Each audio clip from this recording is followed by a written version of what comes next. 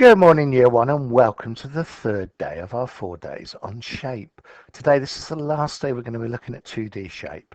But before we start that, we're going to be having a go at another arithmetic starter, and today is subtraction.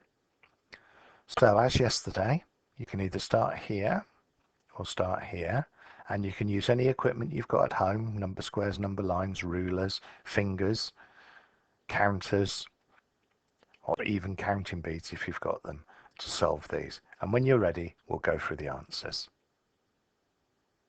So, well done. Let's get started. So 10 minus 9 is 1. 10 minus 5 is 5, because we count back 5 from 10 and get to 5.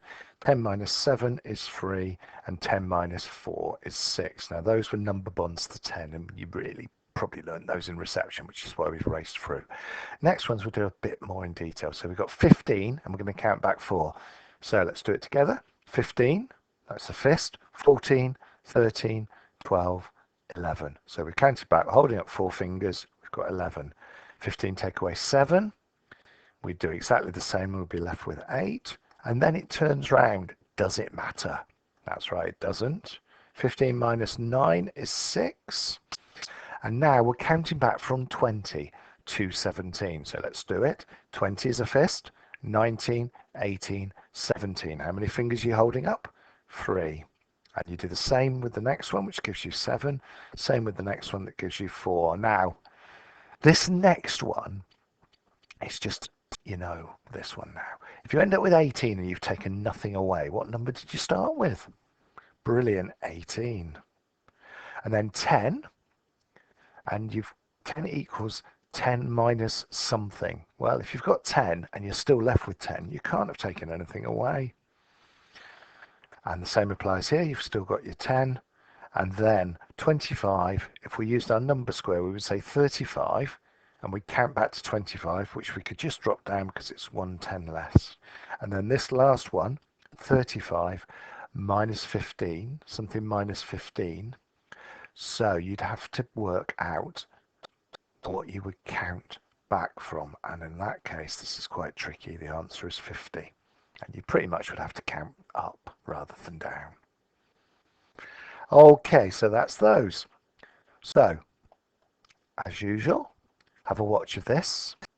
And once you've watched that, I'm going to show you the main task today, which can be downloaded from Teams. Okay. So what we're doing today, and I've got 3 shapes, and you pretty much could use any shapes, but there are shapes and this worksheet available on Teams. We're going to be sorting the shapes into categories. So we're looking at shapes with a straight edge and shapes with 3 sides. So what we're going to do is we're going to move the shapes. Now I want you to explain to your grown-up what goes in this middle section here. We've done these before, they're called Venn diagrams. Brilliant. So what goes in the middle is something that's got 3 sides and something which has got straight edges. So let's have a look at our first shape. We're going to move this one first. That's got 3 sides. How many edges has it got?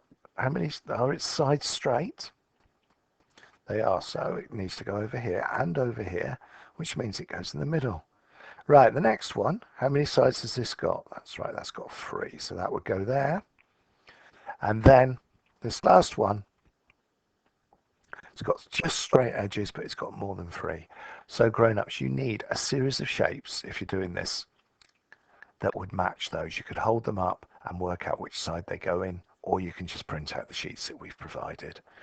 And then to finish with, we're going to be having a go at using a feelie bag to identify different shapes. Now we will have done this at the beginning and the end, but you could have a go at it. So put some shapes into a bag and get your child to identify what they are based on their properties, ideally using the property sheets that we produced on Monday.